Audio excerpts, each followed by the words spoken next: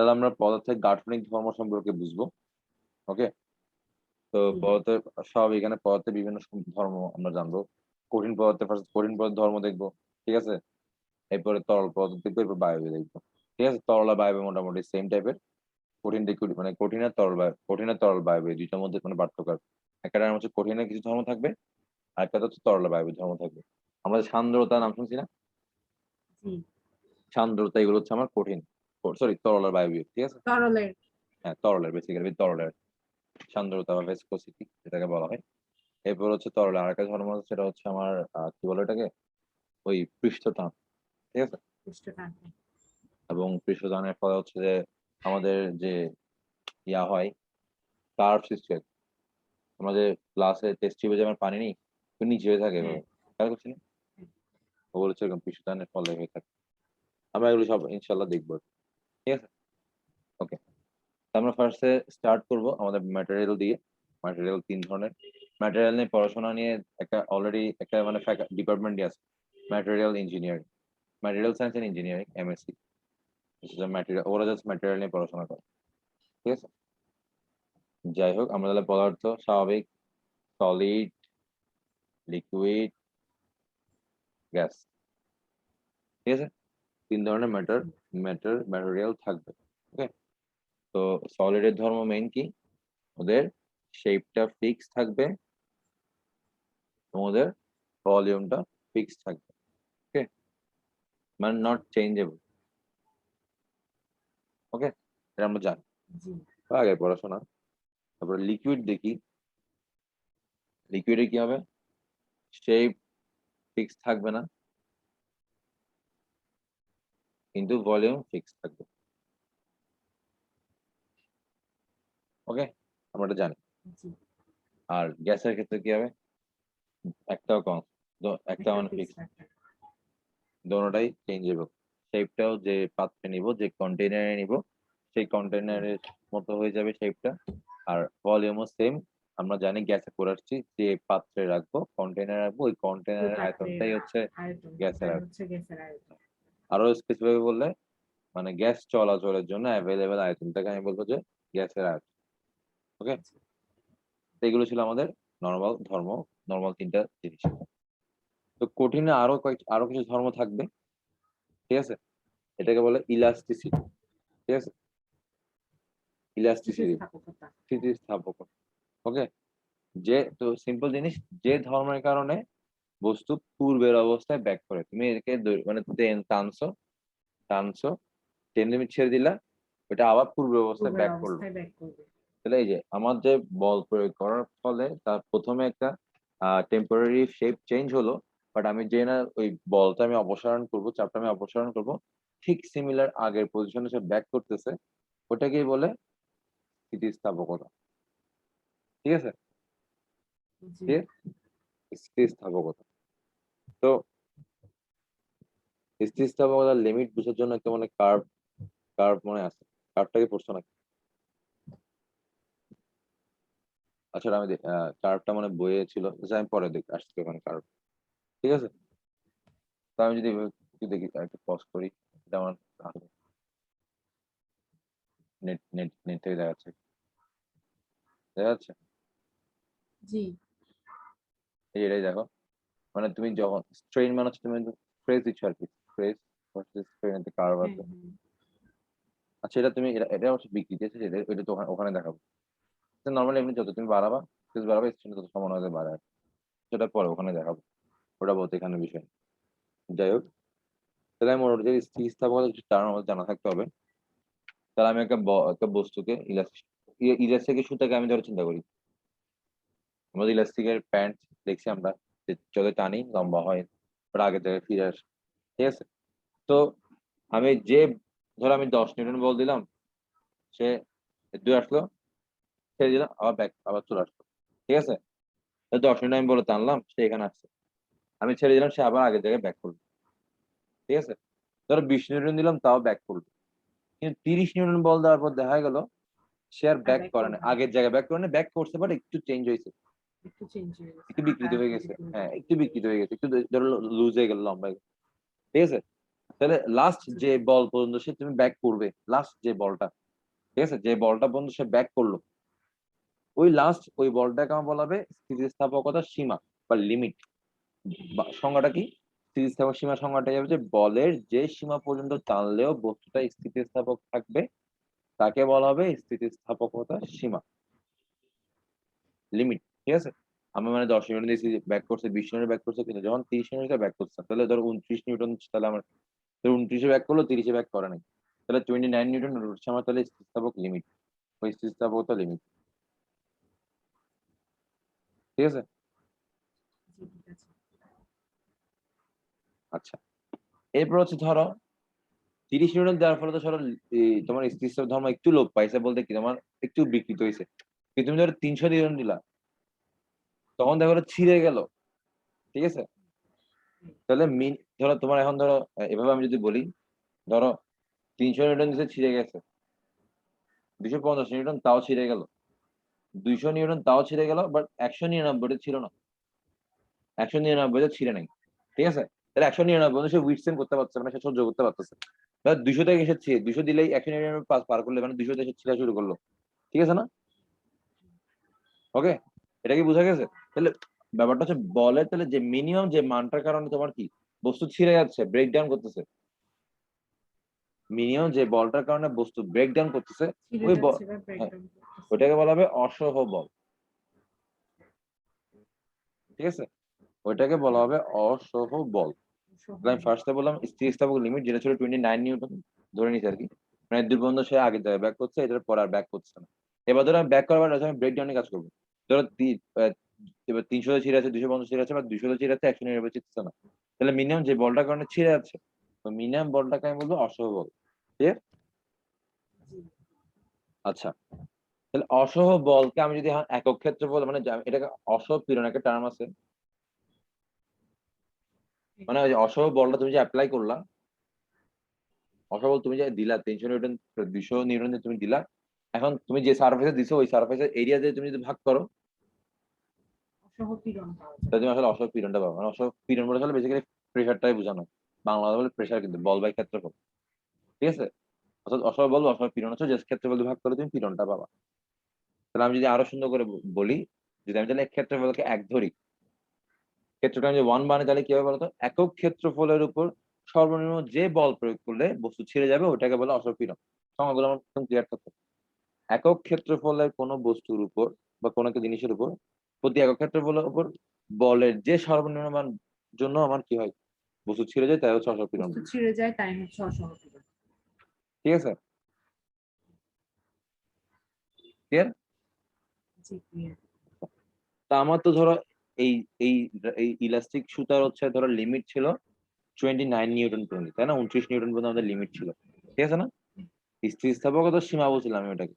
ঠিক আছে, কিন্তু ধরো দেখা গেল একটা মানুষ ধরো প্রতিদিন 29 বল দিচ্ছে, প্রতিদিন দেয়, প্রতিদিন দিয়ে আবার আসছে আসছে, ঠিক আছে, বাট 1 মাস দিল, 2 মাস দিল, 1 বছর পর দেখা গেল 29 দেওয়ার পর 29-এ আর ব্যাক করতেছে না।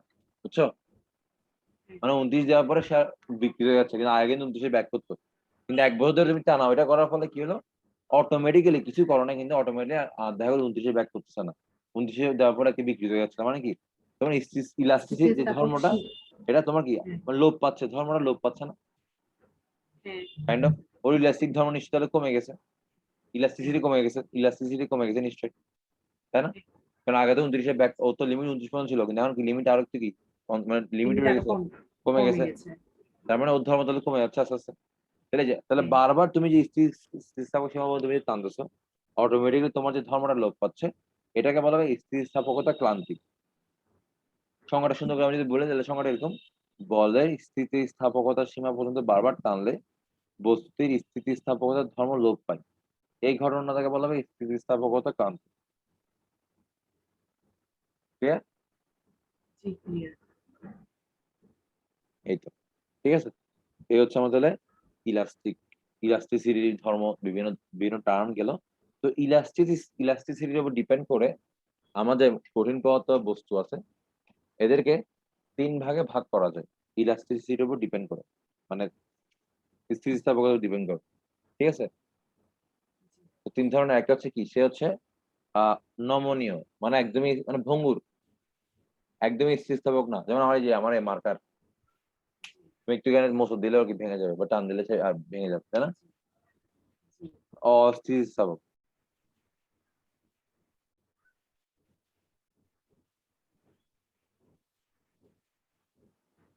সেকেন্ড হচ্ছে পূর্ণ স্থিতিস্থাপক।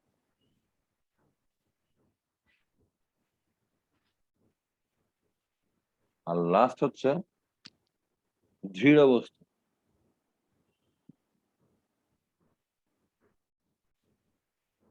ঠিক আছে? জি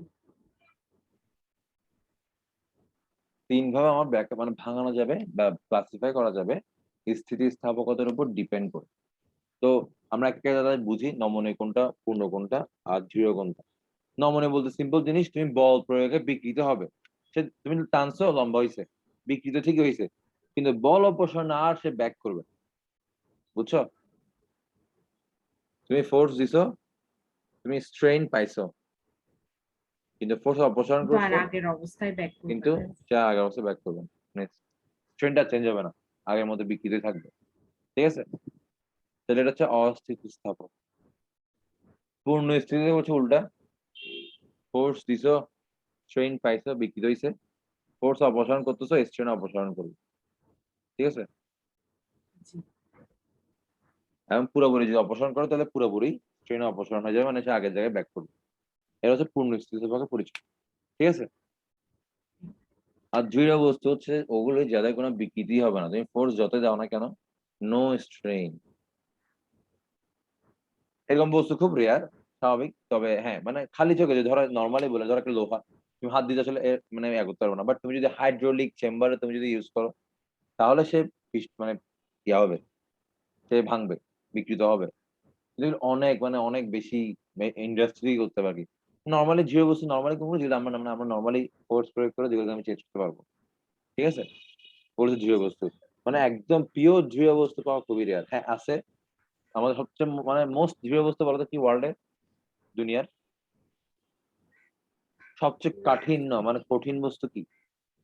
diamond. Diamond. Good. Diamond that's অনেক বেশি প্রিসিয়াস। ডায়মন্ড অনেক শক্ত। ঠিক আছে? সবচেয়ে কাঠিন্য অনেক বেশি আর কি। ওকে।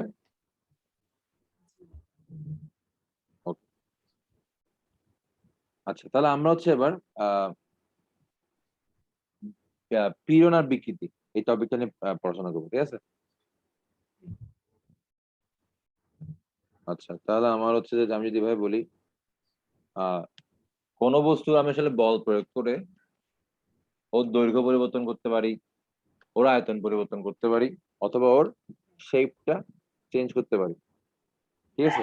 আকারের পরিবর্তন, আমি দৈর্ঘ্য পরিবর্তন করতে পারবো বল প্রয়োগ করে। ঠিক আছে? মানে পার্মানেন্ট বিকৃতি বলতে আসলে চেঞ্জ হয়ে যায়, শেপটা চেঞ্জ হয়ে যায় অফকোর্স। মানে ধরো তুমি ওই 29-এর পরের থেকে হচ্ছে বিকৃতি শুরু আর কি। আমি একটা স্থিতিস্থাপক লিমিট দেখলাম না, 29 নিউটন, 30 থেকে হচ্ছে যে আমাদের বিকৃতি শুরু হওয়া শুরু করবে, তাই না? একটু চেঞ্জ হবে আর কি, আগের শেপ থেকে একটু পরিবর্তন, ওটা হচ্ছে বিকৃতিটা। তাহলে আমরা হচ্ছে আহ ধরো দৈর্ঘ্য বড় আমি বল প্রয়োগ করলাম, দুই পাশে বল প্রয়োগ করছি, এবার বেড়ে গেল। ঠিক আছে? তাহলে এর দুটো হচ্ছে বিকৃত হয়েছে, এখানে দৌড়েছে আর এখানে দৌড়েছে, তাই না? ওকে। তাহলে আমি এভাবে হচ্ছে আমি কি দৈর্ঘ্য বিকৃতি করতে পারি। আবার আয়তন বিকৃতি উদাহরণ কিরকম, ধর একটা বল আছে, একটা বল আছে, গোলক আছে, চারপাশে তুমি কি করলা, মানে এটাকে তুমি প্রসারণ করলা কোনোভাবে, পীড়ন মানে গ্যাসের সাহায্যে হোক, যেভাবে তুমি মানে এটাকে কি বড় করলাম, চারপাশে মানে প্রেশার দিয়ে বা যাই হোক কোনোভাবে বল জল দিয়ে। তার মানে কি আমার গোলকটা এরকম ছিল, এখন বড় হয়ে গেছে না, আয়তন বেড়ে গেছে না? হ্যাঁ, আয়তন বেড়ে গেছে। তাহলে হচ্ছে আমার আয়তন পরিবর্তনের মানে উপায়। আর শেপ চেঞ্জ করা বলতে যেটা আমি যে বইয়ের শেপটা আমি যে দমড় দমড় মুছছি, মানে বইটা আমি যদি মানে মোছাই, ঠিক আছে, মোচড় দিই, তাহলে বইয়ের শেপ কিন্তু চেঞ্জ হয়ে যাবে। ঠিক আছে না? আচ্ছা, তাহলে তাহলে এই যে আমি যে বিকৃতি হচ্ছে, ঠিক আছে, আমি যে মানে করতেছি বল প্রয়োগ করে, আমি যে একটা জিনিসকে আমি মানে ভাঙতেছি বা চেঞ্জ চেঞ্জ করতেছি, এটাকে আসলে বলে স্ট্রেইন বা বিকৃতি। ঠিক আছে? ওকে। আচ্ছা, তাহলে আমি যদি এভাবে বলি, মোট কথা এখন এই তিন ধরনের বিকৃতি আছে আর কি। দৈর্ঘ্য বিকৃতি, আয়তন বিকৃতি, ক্রিন্তন বিকৃতি। মনে রাখতে হবে তিন ধরনের বিকৃতি আছে: দৈর্ঘ্য বিকৃতি, আয়তন বিকৃতি, ক্রিন্তন বিকৃতি। তো দৈর্ঘ্য বিকৃতি বলতে কি বোঝায়? আমরা জানি, আমরা বলতে হবে যে বল প্রয়োগে একক দৈর্ঘ্যে যে পরিবর্তন, ওটা হচ্ছে আমার বিকৃতি। ঠিক আছে? আচ্ছা, আমি যদি এভাবে সুন্দর করে বলি, ধরো আমার দৈর্ঘ্য ছিল এটা, ক্যাপিটাল ছিল এটা। ঠিক আছে? জি আমি এটাকে প্রসারণ করে দুই বাড়াই দিলাম, স্মল এল পরিমাণ বাড়লো। ঠিক আছে? ওকে। তো আগে ছিল এল দৈর্ঘ্যের জন্য বাড়ছে কত? স্মল এল পরিমাণ, তাই না? তাহলে একক দৈর্ঘ্যে কতদূর বাড়ছে, তাই না? ওকে, একক দৈর্ঘ্যে কতদূর বাড়ছে ওটা হচ্ছে আমি বিকৃতির পরিচয়। তো এখন সেটা হইতে পারে দৈর্ঘ্যের, সেটা হইতে পারে আয়তনে, একক আয়তনে। আমার ধরো আগে এরকম গোলক গোলক ছিল ক্যাপিটাল ভিতে, আমি এখন এটাকে বাড়াইছিলাম। ধরেন আমার কি স্মল ভি পরিমাণ বাইরে গেল আয়তন। ঠিক আছে? তার মানে কি ভি আয়তনে বাড়ছে আমার কত? Small V. তাহলে একক আয়তনে কত বাড়ছে? V by small V, sorry, small V by capital V, তাই না? এটা হচ্ছে আয়তন বিকৃতি। আয়তন ভি। তাহলে মোট কথা একক হিসাব করতে হবে, তাই না?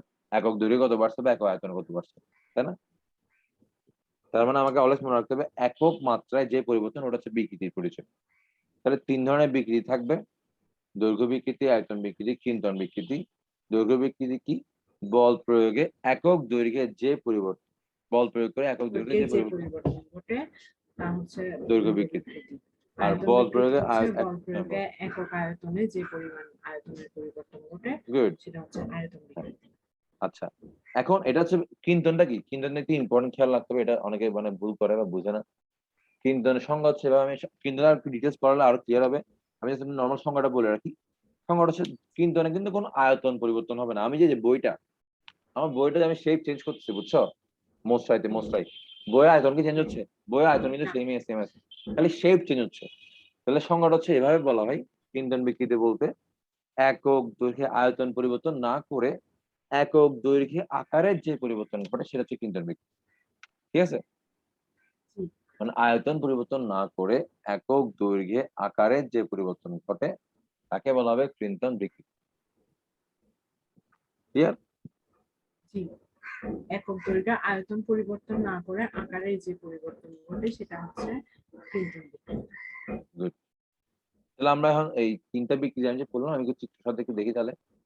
ঠিক আছে? আমি তোমাকে একটা স্লাইড দেখাই, ওখান থেকে অনেক সুন্দর করে বোঝা যায়। এখন করি ফিজিক্স ফার্স্ট পেপার, পেজ নং, পেজ একটু হোল্ড করে রেকর্ডটা পোস্ট করি।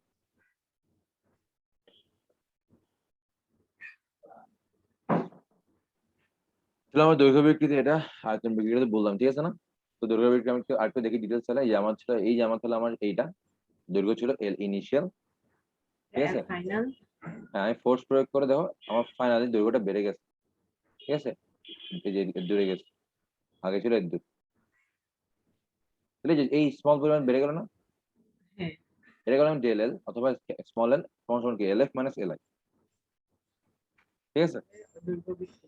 তাহলে আগে এল আই দৈর্ঘ্য ছিল, পরিবর্তন হলো ডেল এল এল পরিমাণ, আই এর পরিবর্তন ডেল আই ওয়ান এককে পরিবর্তন কত? Del L I. তাহলে দৈর্ঘ্য বিকৃতি বেটাকে আমার ইপসিলন দিয়ে লিখে, ইপসিলন দিয়ে লিখে মানে কি দৈর্ঘ্য পরিবর্তন ডিভাইড বাই আগে ডেল এল বাই এল সূত্র। আর এটা কি দুই পাশ থেকে ফোর্স দিতে হবে? দুই পাশ থেকে দিলে হবে, এক পাশ থেকে দিলে হবে, সমস্যা নেই, মুখ বাড়াইতে হবে। ঠিক আছে? আসলে ব্যাপারটা এরকম, আসলে তোমার দুই পাশ থেকে বলতে আসলে এটা এভাবে এটা মিন করছে এটা আছে। মানে তুমি যে তুমি একটাকে জিনিস কি বাড়াবা, ধরো তোমার এটা এল, ঠিক আছে? তুমি যখন এখানে ফোর্স দাও এটা তো ওদিক দিয়ে যাওয়া শুরু করবে, তাই না? বাট এরকম হ্যাঁ ধরো আমি ধরো এই কলম, ধরো এই যে চিন্তা করো না, আমি যদি আমার বামার দিয়ে আমি যদি ধরো আমি টানতে যাচ্ছি, আমি যদি এদিকে টানতে চাই তাহলে আমার কি এখানে বামার দিয়ে আমার এটা ধরে রাখতে হবে না? হ্যাঁ আমি যদি না ধরে রাখি, আমি ধরো বামার দিয়ে ধরলাম না, তাহলে আমি টানলাম, আমি ওই দিনই নিয়ে যাচ্ছি, তাই না? হ্যাঁ তোমাকে তোমাকে একটা এই বামার দিয়ে ধরে রাখতে হচ্ছে না অনেক স্ট্রংলি? হ্যাঁ হ্যাঁ, এটাও মানে কি একটা ফোর্স দিতে এটা হচ্ছে। একটা ফোর্স না? তাহলে তুমি তুমি এটাকে বিকৃত করতে পারবা। ব্যাপারটা ওই দুইটা আসলে এটাই মিন করে। মানে এদিকে তুমি আসলে ধরে রাখছো এটাকে, এটাকে তুমি শক্ত ধরে রাখছে, এবার এদিকে টানা শুরু করবে, তাহলে তোমার টান বেরোচ্ছে। কারণ তুমি এটা এদিকে না ধরো তাহলে এটা তুমি যাও ওদিকে যাওয়া শুরু করবে, তুমি টানতে পারবে না। তুমি যে কোনো টানা দেবে তোমাকে দুইটা হাত লাগবে, এক হাতে ধরবো এক হাতে টানা শুরু করবে, তাই না? তুমি বললে এক হাত দিতে তুমি আসলে মানে প্রসারণ করতে মানে ইয়া করতে পারবে না, বিকৃতি ঘটাতে পারবে না। ব্যাপারটা বুঝা গেছে? এই জন্য আসলে দুইটা অ্যাপ দেওয়া আছে, ওই যে এক হাতে ধরে রাখছো এক হাতে টানছে, ওটা বোঝানোর জন্য। ঠিক আছে? তুমি এই হাত এই দিক দিয়ে তুমি ধরে রাখলা, এবার এদিক টানা শুরু করছো, তারপরে এদিক দিয়ে বেড়ে গেছে একটু করে, দেখছো এই দিক দিয়ে বেড়ে গেছে। হ্যাঁ, এদিক এই জিনিসটা আসলে তুমি ধরে রাখার জন্য। ক্লিয়ার? সিম্পল জিনিস সুন্দর করে একটু নোট করে ফেলবা। আয়তন বিক্রিয়াটাও সিম্পল জিনিস, আগে ভি ইনিশিয়াল ছিল, তুমি ধরো আয়তন বাড়ানোর ফলে ভি ফাইনাল হয়েছে, তাহলে ডেল ভি সমান কত, তাহলে ইনিশিয়াল ভি এর জন্য বাড়ছে ডেল ভি, একের জন্য কত বাড়ছে, এটা হচ্ছে আমার আয়তন বিক্রির পরিচয়। আয়তন পরিবর্তন ডিভাইড বাই আয় দিয়ে আয়তন। ঠিক আছে? ক্লিয়ার? আচ্ছা, কিন্তু না আমি একটু দেখি তাহলে, মজার জিনিস দেখো, এই যে একটা বই ছিল, বইটাকে আমি জাস্ট স্লাইড দিলাম, এই যে এই বরাবর ফোর্স প্রয়োগ করলাম। ঠিক আছে? ঠিক আছে? কোথায় আমার মনে রাখতে হবে এটা কোথায় করছি, আমি ফোর্সটা আমি করছি এই পৃষ্ঠের সমান্তরালে। সারফেসে। হ্যাঁ, সারফেসের সমান্তরালে। ঠিক আছে? খেয়াল রাখতে হবে সারফেসের সমান্তরালে। ঠিক আছে, সারফেসের উপর সমান্তরাল আর কি, সারফেস বরাবর আর কি। ঠিক আছে? ওকে, তাহলে আমি এফ প্রয়োগ করলাম, এই যে এটা ডেরেক্ট পরিমাণ তাহলে কি স্মরণ ঘটছে। ঠিক আছে? আর আমার এল নট ছিল আমার আদি দৈর্ঘ্যটা। ঠিক আছে? আগে এরকম ছিল, কিন্তু এখন কি শেপটা চেঞ্জ এরকম কোনা কোনা হয়ে গেছে। ঠিক আছে? এল নটটা এরকম হয়ে গেছে। ঠিক আছে? ওকে, তার মানে তাহলে এই যে তাহলে এই কোণ যেটা আছে, যে তাহলে যে কোণের অ্যাঙ্গেলটা হইছে এই কোণটাকে বলে টিটা। ডেল এক্স হচ্ছে আমার কি, যে পরিমাণ তুমি সরাইছো, আর এল নটটা আমার আদি দৈর্ঘ্যটা। ঠিক আছে, ইনিশিয়াল এটা। ওকে, তাহলে এখানে তাহলে আমার মনে রাখতে হবে যে আমার তাহলে এই টিটাটা কিন্তু আমার সে বিকৃতি না, দেখো তো, টিটা পরিমাণ বিকৃতি হচ্ছে না। আগে সোজা ছিল, এখন বাঁকা হয়েছে। আগে বইটা সোজা ছিল, এখন কি তুমি ধাক্কা দেওয়ার ফলে এই টিটা কোণে বেঁকে গেছে। তাহলে আমার টিটা কোণটা হচ্ছে আমার সেই বিকৃতি। ঠিক আছে? কিন্দন বিকৃতি। বুঝা গেছে? কিন্তু এখানে মনে রাখতে হবে একটা জিনিস, আমি যদি ক্যালকুলেট রেডিয়ান কোণ বলি, তাহলে আমার টিটা অনলি টিটা রাখবো। আর যদি ডিগ্রি থাকে, ধরো 30 ডিগ্রি বললো, তাহলে আমি 10 30 লিখবো। বুঝছো? যে যখন রেডিয়ানে প্রকাশ করে তখন অনলি টিটা লিখবো, আর যখন ডিগ্রি থাকবে তখন আমি 10 লিখবো। এটা মনে রাখতে হবে। ঠিক আছে? আর লম্বা ভূমি 10 হবে লম্বা ভূমি del X by L not, হচ্ছে এটা। ঠিক আছে? ক্লিয়ার এটা? তাহলে আমার কিন্তু এখানে অনেক মনে রাখতে হবে আমার ফোর্সটা কোন জায়গায় দিতে হবে। ফোর্সটা হচ্ছে আমার যে মানে যে সারফেস বরাবর, সারফেস, সারফেসের সমান্তরালে দিতে সারফেসের হবে। সমান্তরাল। ঠিক আছে? আর আমার সার্ভিসের এরিয়াটা আমার এখানে ইউজ হয় না। ঠিক আছে? এরিয়াটা আমার কোথায় ইউজ হবে জানো? পীড়নে। পীড়নে আমি কিন্তু যখন পীড়ন করবো, আমি তখন কিন্তু আমার কি করতে হবে, আমার সারফেস এরিয়াটা ইউজ করতে হবে। এরিয়াটা ইউজ হয়। তাহলে আমার পীড়নের ক্ষেত্রে আমি যে বলটা কোনটা জানো, স্পর্শক বল মনে রাখতে হবে। ঠিক আছে? আর এরিয়া মানে কোনটা আমার, মানে কার স্পর্শক, এরিয়ার যে এরিয়ার স্পর্শক ওই এরিয়ার ক্ষেত্রফলটা আমার কি এই কাউন্ট করতে হবে। ঠিক আছে? এটা আমি পীড়নে দেখবো। পীড়ন মানে কি বল বাই ক্ষেত্র বল না, পীড়নের হ্যাঁ, ক্ষেত্র। বল বাই তো ক্ষেত্রফল। কোন বলটা নিব আমি, যে বল আমি ধাক্কা দিলাম, আর কোন এরিয়ারই ওই নেবো, বলটা যে নিব, স্পর্শক বলটা যে নিব, আর এরিয়াতে নিব আমি যে যে তল বরাবর যে তল, ধাক্কাটা দেবে। হ্যাঁ যে তলের স্পর্শক, যে তলের স্পর্শ করে আমি কি করছি বলটা প্রয়োগ করলাম, ওই তলের ক্ষেত্রে বলতে হচ্ছে আমি কি ইয়াতে নিব, নিচে হুম, বসাবো আর কি। ক্লিয়ার? হুম, জি। তাহলে এগুলো সব সুন্দর করে লিখে ফেলতে পারবো না জিনিসগুলো। হ্যাঁ, পারবো। আর এটা কিন্তু মনে রাখতে হবে আমার পিন্তন বিকৃতি হিসাব করার সময় আমার রেডিয়ানে রেডিয়ানের। থিটা, ডিগ্রিতে ট্যান থিটা। হ্যাঁ, গুড। সেম জিনিস বলি, তুমি দেখো তুমি যখন কোনো একটা জিনিস থিটা দেওয়া থাকবে আর ডিগ্রি দেওয়া থাকবে, দেখবে যে তোমার সেম মানি আসছে। দেখবে কি ম্যাথ ম্যাথ করলে আরো ক্লিয়ার হবে এটা। আচ্ছা, পীড়ন, পীড়ন মানে এফ বাই এস আমরা জানি, তাই না? একক ক্ষেত্রফলে মানে যে বলটার কারণে আসলে বিকৃত হচ্ছে, তোমার বিকৃতি অ্যারাইজ করতেছে, ওইটা হচ্ছে আমার কি পীড়ন। থিটা। কিন্তু চাপ আর পীড়নের মধ্যে ডিফারেন্সটা কি মনে রাখতে হবে। চাপ আর পীড়ন মানে মানে আক্ষরিক অর্থ সেম হলো, ভাবানুবাদ ডিফারেন্ট। ভাবানুবাদ কি, চাপ প্রয়োগ করে বিকৃতি ঘটতেও পারে নাও ঘটতে পারে, নাও করতে কিন্তু পারে। পীড়ন কোনটা হবে, পীড়নে যে বিকৃতি হ্যাঁ ঘটবে। ঘটবেই, যে চাপের ফল হচ্ছে লাগে আমার পীড়ন মানে বিকৃতি ঘটবে, ওইটাই হচ্ছে আমার কি পীড়ন বলা হচ্ছে। তার চাপ, মানে সকল পীড়নই পীড়ন। চাপ, কিন্তু সকল চাপ পীড়ন মনে রাখবে। ওকে, তাহলে আমার দৈর্ঘ্য বিকৃতির যে মানে দৈর্ঘ্য পীড়ন, তারপর কি আয়তন পীড়ন, ঠিক আছে না, তিনটা পীড়ন পাবো বিকৃতির রেসপেক্টে। মানে যে পীড়নটা দৈর্ঘ্য বিকৃতি ঘটাবে সেটা দৈর্ঘ্য পীড়ন, যে পীড়নটা আমার কি আয়তন বিকৃতি ঘটাবে সেটা আয়তন পীড়ন, আয়তন বিকৃতি সেটা আয়তন পীড়ন, আর যেটা কিন্তন বিকৃতি একক ঘটাবে সেটা কৃন্তন বিকৃতি ঘটাবে সেটা হচ্ছে কৃন্তন পীড়ন। কিন্তন। ঠিক আছে, এখানে মনে রাখতে হবে তাহলে পীড়ন মানে পীড়ন সমান সমান কি, মানে এখানে সংজ্ঞাটা হচ্ছে এভাবে বলে যে দৈর্ঘ্য একক ক্ষেত্রফলে যে বল, সবগুলো আমরা একক, এই যে একক দৈর্ঘ্যে কি পরিমাণ বিকৃতি ওরকম ছিল আমার কি বিকৃতি বলছিলাম, আর এখানে সবসময় একক বিকৃতি ক্ষেত্রফলে। ঠিক আছে, একক ক্ষেত্রফলে যে বলটা, যে বল। মানে পি মানে কি আমার এফ বাই এ না, হ্যাঁ, এফ বাই এ ছিল। ঠিক আছে, তো এ সমান ওয়ান করলে পি সমান এফ হচ্ছে না, হ্যাঁ এই সমান 1 করলে p সমান f, মানে একক দ্যাটস ওয়াই ক্ষেত্রফলে একক যে ক্ষেত্রফলে বল। যে বলটা ওইটা হচ্ছে পীড়ন, ওই জন্য বলেছে। ঠিক আছে, আচ্ছা, তা আমি কোনটা নিব আমি সুন্দর করে দেখি তাহলে মনে রাখতে হবে আমার। এই যে এটা লাগবে না, এটা তো জাস্ট একটা রাফ আইডিয়া বলছে, এখান থেকে মেইন জিনিস দৈর্ঘ্য পীড়ন। বাংলা কথা বলে দিই, দৈর্ঘ্য বিকৃতি ঘটে এটা একটু আগে বললাম। এখন এরিয়া কোনটা নেবো, ফোর্স কোনটা নেবো, খেয়াল রাখতে হবে। আমার এরিয়া বল নিতে হবে, প্রথম কথা দৈর্ঘ্য বরাবর বল মনে রাখতে হবে, যে দৈর্ঘ্য দৈর্ঘ্য বরাবর যে বল। বরাবর বিকৃত হচ্ছে আর কি, ওইটা হচ্ছে আমার দৈর্ঘ্য পীড়ন দৈর্ঘ্য বিকৃতি, আর ওই বিকৃতি ঘটে যে বরাবর আমি বলটা নিচ্ছি আর কি, দৈর্ঘ্য বরাবর বলটা নিতে হবে, খেয়াল রাখতে হবে। আর এরিয়া বলতে কোনটা আমার যে মানে যে ক্রস সেকশনের এরিয়াটা, প্রস্থচ্ছেদের ক্ষেত্রফল। হ্যাঁ, যে আমি এই বরাবর যে আমি বল প্রয়োগ করবো, তখন আমি কি পাই আর স্কয়ার হবে। আর এ বরাবর বল প্রয়োগ করলে দোলনের এফ সেম, কিন্তু এই হয়ে যাওয়ার কথা আমার দৈর্ঘ্য গুণ প্রস্থ, মনে রাখতে দৈর্ঘ্য হবে। গুণ প্রস্থ। এই যে এটাই বলছে, হ্যাঁ, তার প্রস্থ গুণ উচ্চতা, মনে মোট কথা এটা কি,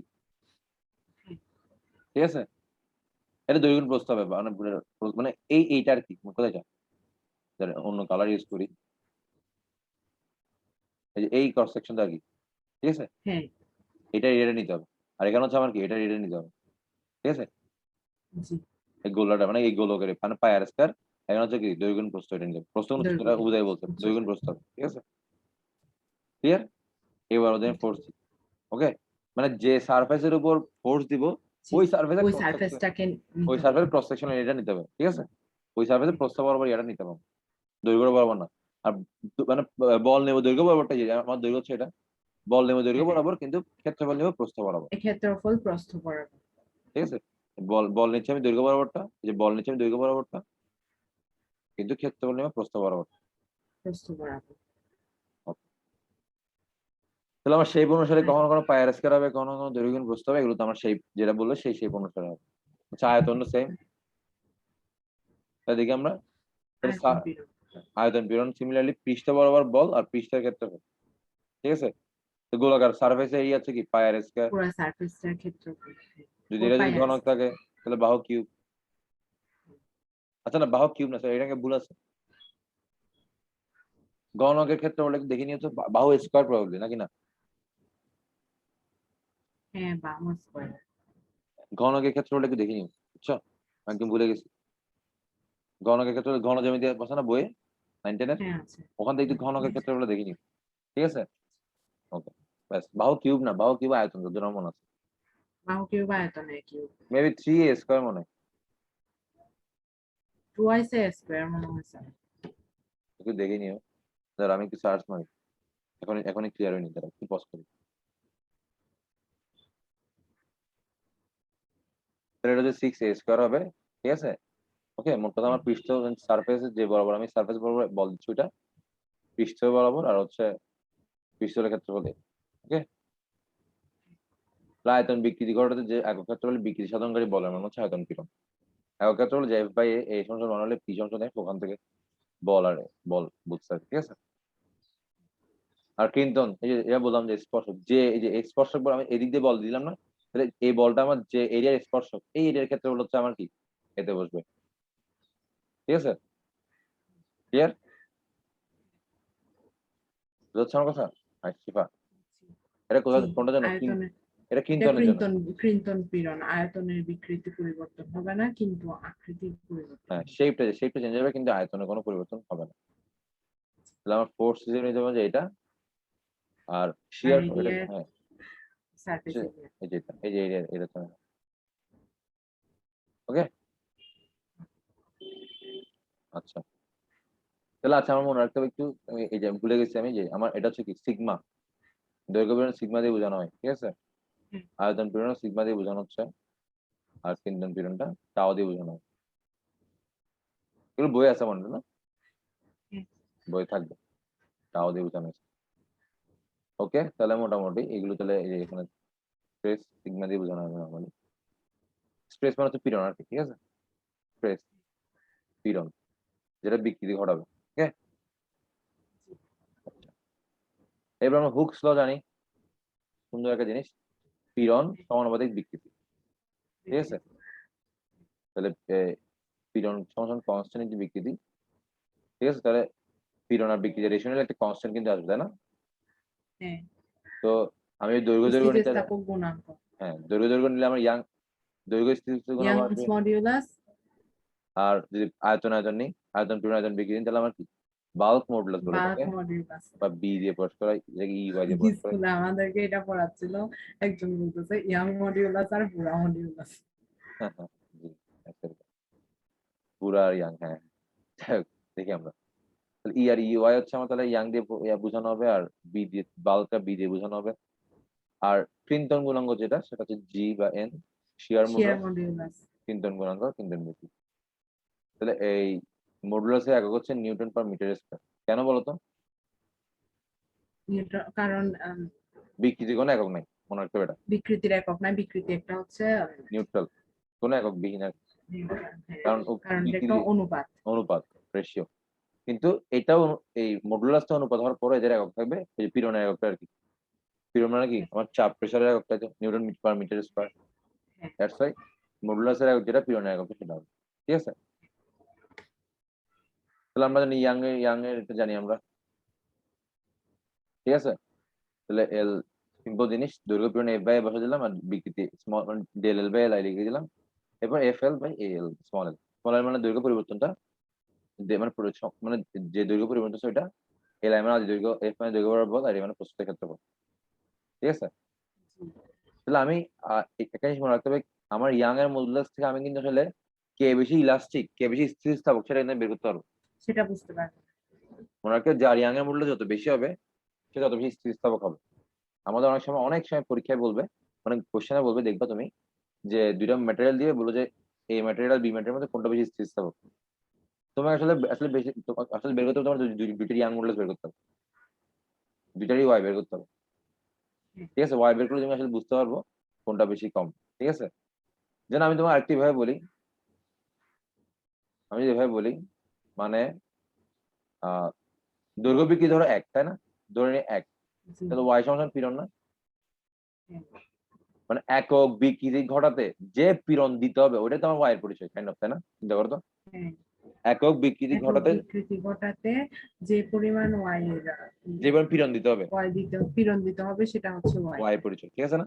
তার মানে তুমি যদি এখন রাবারে ইস্পাত খেয়াল করো, নর্মালি আমি যদি খেয়াল করি, তাহলে আমার একক বিকৃতি ঘটাতে মানে ওয়াই অফ স্টিল মানে কি মিন করে, একক বিকৃতি ঘটাতে তোর ওয়াই অফ স্টিল ধরো 10 ধরে নি, তাহলে এটা মিন করে কি, একক বিকৃতি ঘটাতে এই লোহাগুলোর আমার 10 10 newton per newton per metre square metre আমার কি স্কয়ার পীড়ন দিতে হবে। পীড়ন দিতে হবে। আর ধরো এটা যদি 5 যদি হয় ওয়াই বি বাই রাবার, বা তাহলে আমি বলবো যে কি একক বিকৃতি ঘটাতে এটা 5 5 newton. Newton per metre square পীড়ন দিতে হ্যাঁ, হবে। তাহলে আমার স্থিতিস্থাপকতা তাহলে কার বেশি দেওয়া হতো? 10, এটার না? স্টিলের বেশি, হ্যাঁ। কারণ ওকে বেশি দিতে হচ্ছে বল, কিন্তু ওকে কম দিতে হচ্ছে। দ্যাটস আসলে আমি ইয়াং এর মডুলাস থেকে আসলে আমি ইজিলি বুঝতে পারবো কে বেশি কে ইলাস্টিক। বেশি স্থিতিস্থাপক। তাহলে এটা এই যে এখানে তাহলে বোঝানো হচ্ছে, দেখো তাহলে এখানে আরেকভাবে বোঝানো হচ্ছে, যেমন ধরো এই যে রাবার স্পিনের মধ্যে কে বেশি স্থিতিস্থাপক, তাহলে আমি ধরলাম যে ধরো দুজনে এই যে এটা একটা স্টিল নিলাম, একটা রাবার নিলাম, ঠিক আছে? ওকে, একটা রাবার একটা স্পিনের নমুনা নিচ্ছি আমি। এখন জি, দুজনে এল সেম দিছি, এও সেম রাখছি, এও সেম। ঠিক আছে? দুইটার উপরই এফ বল প্রয়োগ করা হলো। দৈর্ঘ্য পরিবর্তনের মান হলো এল আর ও এল এস। হ্যাঁ, এল মানে হচ্ছে দৈর্ঘ্য পরিবর্তন, তাহলে আমি ওয়াই এর সমান এটা আর ওয়াই আর সমান এটা হবে।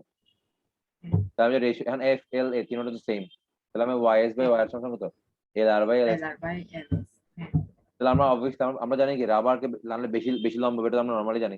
আবার বেশি লম্বা হবে। হ্যাঁ, তাহলে আমরা জানি কি এল আরটা বেশি হবে না হ্যাঁ, এল আর রাবারের বেশি। এল এস থেকে, স্টিল থেকে। সুতরাং তাহলে ওয়াই এস টা কি হবে, বেশি হবে ওয়াই এস বেশি হবে। ওয়াই আর থেকে। এখান থেকে এই, তাহলে এইভাবে আসলে মানে বোঝাচ্ছে কি, মোট কথা বাংলা কথা এটাই, আমার কখনো যদি কোশ্চেনে বলে যার যে স্থিতিস্থাপক কে বেশি কম, এটা হচ্ছে আমি সিম্পলি ইয়াং মডুলাস বের করে দিব মুখস্থ, কোনো কিছু দেখবো না, ঠিক আছে? ঠিক আছে, হ্যাঁ, ওকে। তাহলে এখানে কিছু ম্যাটেরিয়াল ইয়াং মডুলাস দেওয়া আছে। তাহলে ইয়াং মডুলাস গুলো হচ্ছে পদের বেসিক্যালি হচ্ছে উপাদানের উপর ডিপেন্ড করে। আমার যে মানে সবচেয়ে বেশি তারা কি মাইল্ড স্টিল, মানে একদম মানে যেরকম শক্ত স্টিল আর কি, কোনো মানে ভেজাল ভেজাল নাই, মেবি ওইটা। তো ওইটা হচ্ছে আমার কি 210, ঠিক আছে? স্যার জিপিএ কি? এটা হচ্ছে গিগা প্যাসকেল, বুঝছো? অনেক বেশি আর কি এটা। ওকে, পার গিগাপাস্কেল। হ্যাঁ, ওকে। তাহলে মানে এই এটার কভার হচ্ছে 120, বোনের হাড্ডি আর কি, আমাদের হাড্ডি হচ্ছে 18, প্লাস্টিক অনেক। প্লাস্টিকের 2, রাবারের 0.7। তাহলে যেহেতু ওয়াই স্টিল বেশি প্লাস্টিক থেকে, সুতরাং চিরদিন স্থির হচ্ছে, অর্থাৎ স্টিলের বল অপসারণের পূর্বাবস্থায় ফিরে যাওয়ার প্রবণতা প্লাস্টিকের হতে। সিম্পল জিনিস। তাহলে একটা ম্যাথ আছে, দেখো ম্যাথটা একটু দেখি দাও, দেখো তো। ইস্পাতের অসহপীড়ন ঘনত্ব এবং ইয়ানের গুণ সর্বাধিক কত দৈর্ঘ্যের ইস্পাতের তার না ছিঁড়ে ঝুলে থাকতে পারে?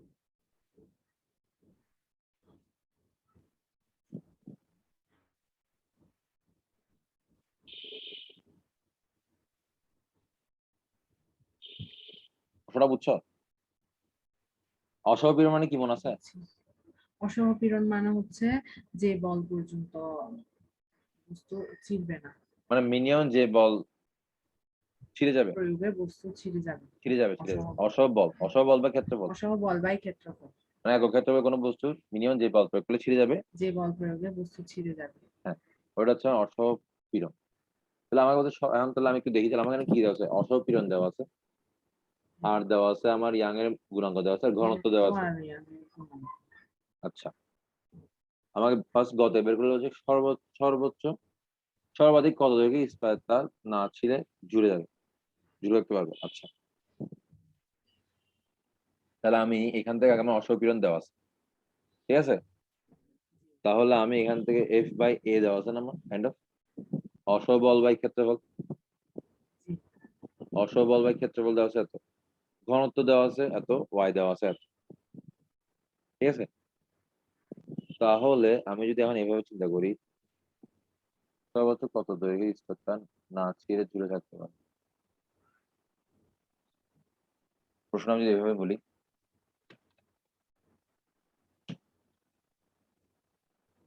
একটা তার ঝুলে আছে, ঠিক আছে? হ্যাঁ, ধরো এই আমার ওয়্যারটা, ঠিক আছে? তো ও বলছে যে মানে সর্বাধিক মানে কত দৈর্ঘ্যের তার ঝুলে থাকবে, ধরো একটু লম্বা আর একটু বড় নিলে জমি লাগাই দাও, সে একটু বার ছিঁড়ে গেল, ঠিক আছে? তাহলে দেখো তো, ওকে ছিঁড়ে যাওয়ার জন্য ওকে আসলে কে কোন বল, ওকে কি তুমি টানতেছ? কেউ কি টানতেছ না? তাহলে কোন বলটা কাজ করতেছে বলতো ওকে ছিঁড়ে ফেলার জন্য? মানে বল দিচ্ছ কে ওকে? অসহ এফ, অসহ এমজি না? এমজি। হ্যাঁ, আচ্ছা, নিজে এনেছি। হ্যাঁ, হ্যাঁ, তখন এমজি। ও তো ওর ওজনের কারণে ছিঁড়ে যাচ্ছে, তাই না? হ্যাঁ, তাহলে আমি লাস্ট লিমিটটাকে বের করি, ঠিক আছে? হ্যাঁ, লাস্ট লিমিটটা বের করতে পারবো না? তাহলে আমি আমি পারবো। এভাবে বলি, আমাকে হচ্ছে এফ বাই এ দেওয়া আছে সামথিং, ঠিক আছে? জি, অসহপীড়ন জি, দেওয়া আছে। তারপরে আমি হচ্ছে যে কি দেওয়া আছে এখানে, ওয়াই দেওয়া আছে, আর রো দেওয়া আছে, তাই না? এই তিনটা জিনিস আমার দেওয়া আছে কিন্তু, ঠিক আছে না? আচ্ছা, তাহলে আমি এখানে এখানে তো আমি একটা মান জানি, মান কত ছিল আমার? 7.9 10 এটা আচ্ছা, হচ্ছে অসহ বল। হ্যাঁ, অসহপীড়ন এটা এফ বাই এ। মানে বলতে চাচ্ছি একক ক্ষেত্রফল হবে, এটা তো অসহ। হ্যাঁ, আচ্ছা, এফ সমান এমজি লিখতে পারবো? কারণ পারবো। এমজি বলার কারণে আসলে সে নিচে পড়তেছে, তাই না? হ্যাঁ, হ্যাঁ। আচ্ছা, তাহলে আমার আবার এম সমান সমান কত? রো ভি না? এম সমান সমান রবি। হ্যাঁ, রো ভি, ঠিক আছে? আচ্ছা, আবার ভি সমান সমান কত মানে ক্ষেত্রফল এ বাই, এল। গুড, এল না? ই চলে যাবে, আর হ্যাঁ এখান থেকে এ কাটা, আমি রো জানি, জি জানি, তাহলে আমি এল বের করতে পারবো না? হ্যাঁ পারবো। ঠিক আছে, এল যদি এল আসলে কি? আচ্ছা, এটা আদি দৈর্ঘ্য। মানে এই দৈর্ঘ্য মানে এর দূরে ছিঁড়ে পড়া শুরু করে গেলে ইচ্ছে কম, আমার কি অসবল বের করছেন আমি? হ্যাঁ। অসবল কি ছিল বলতো? আচ্ছা, হ্যালো?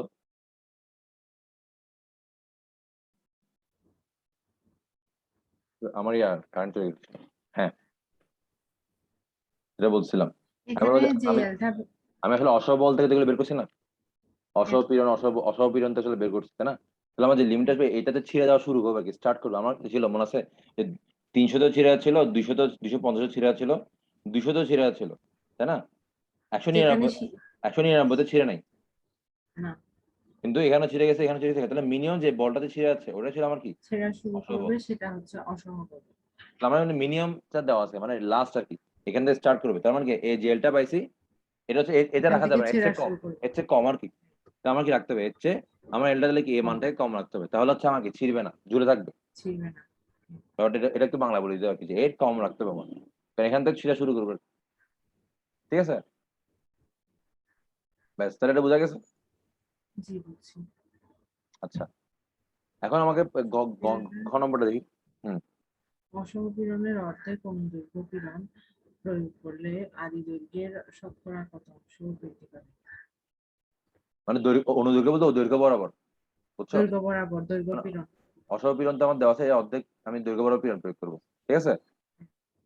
তাহলে আদি দৈর্ঘ্য শতকরা কত অংশ বৃদ্ধি পাবে? এটা কি বলতে বলো তো? ধরো ক্যাপিটাল এল এ বৃদ্ধি পাইছে দৈর্ঘ্য এল, ক্যাপিটাল এ বৃদ্ধি পাইছে এল, ডেল এল। একে বৃদ্ধি পাইছে হ্যাঁ, কত? এল বাই একে এল বাই। বৃদ্ধি পাইছে কত? 100 এ কত বৃদ্ধি হ্যাঁ, পাইছে? ব্যাস। তাহলে আমি আসলে কি স্মল এল বাই ক্যাপিটাল, মানে দৈর্ঘ্য বাই পরিবর্তন বাই আদি এল আই দৈর্ঘ্য ইন্টু এল আই 100%, এটা বের করতে বলছে। ঠিক আছে না? দৈর্ঘ্য পরিবর্তন বাই ক্যাপিটাল ইন্টু 100। আমাকে যাতে ওয়াই দেওয়া আছে, পীড়নও দেওয়া আছে, তাহলে আমি বিকৃতি মানে এল বাই এল বের করতে পারবো না? পারবো। এটাকে আমি পার্সেন্টেজ করে দিলে তো আমার চলে আসবে, আনসার চলে আসবে না? আচ্ছা, চলে আসবে। কোয়েশ্চেন এনে এভাবে একটু ঘুরে আসবে আর কি। ঠিক আছে? খুব আসবে না, একটু মানে হালকা পাতলা একটু ঘুরে দিবে, বুঝতে পারবে। তাহলে গ নম্বরটা বোঝা গেছে, ঘ নম্বরটা বুঝছো কিনা দেখো।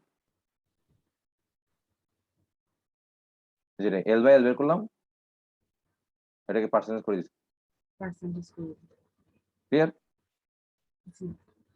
ওকে, ঠিক আছে। তাহলে আমরা তাহলে মোটামুটি তাহলে ইয়াং মডুলাস বা দৈর্ঘ্য পীড়ন, ইয়াং মডুলাস মানে বললাম, নেক্সট থেকে বাল্ক মডুলাসে শুরু করবো আর কি। ঠিক আছে? আচ্ছা। তাহলে এগুলো সুন্দর করে নোট করে ফেলবা। আর আমি এগুলো আলাদা, এই রেকর্ডিংটা আলাদা আমি চ্যাপ্টার, নতুন চ্যাপ্টারে মানে চ্যাপ্টার ফার্স্ট পেপারে আমি আপলোড করে দিব। ঠিক আছে? ঠিক আছে, ওকে। তাহলে আজকে থাক তাহলে। আল্লাহ হাফেজ, ভালো থাকো। আর